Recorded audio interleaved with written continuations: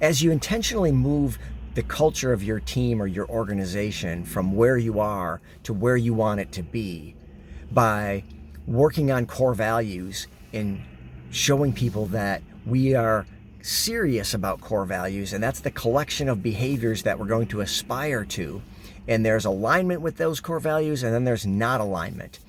At some point, you're going to need to do two things, and one of them is hire for core values.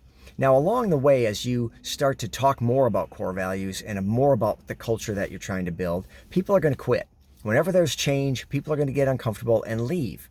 And ideally, you take that spot and you fill it with someone who embodies the core values in a way that you can use them as an example to point to say, that's what good looks like. We've talked about these core values and we've said what alignment with core values looks like, and this person embodies that. So if you're wondering what good looks like, that's it right there. The second thing you're going to need to do, not surprisingly, is fire for a lack of alignment with core values. Now, it doesn't need to be the first thing you do when you start talking about core values, like, hey, you, and you, not aligned, gotta go.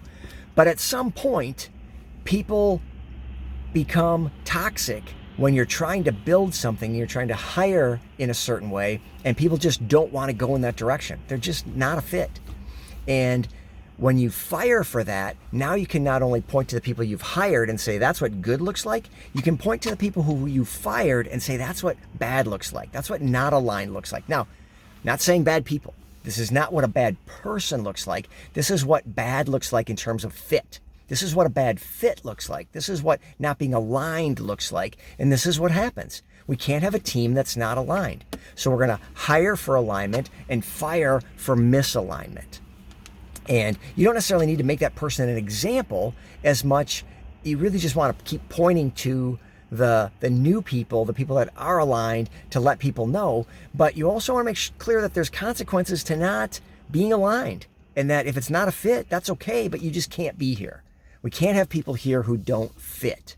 And if you don't do that, then people won't take it seriously. And if you don't hire for alignment, then people won't know what good looks like, and they'll wonder. You say, well, this is what we're trying to do, and you're saying that some of us here aren't that. Am I not that by a little bit? Am I not that by a lot? I don't know what good looks like because you haven't hired anybody. I'm not sure what bad looks like because you haven't fired anybody. As soon as you do those two things, everything becomes a lot clearer.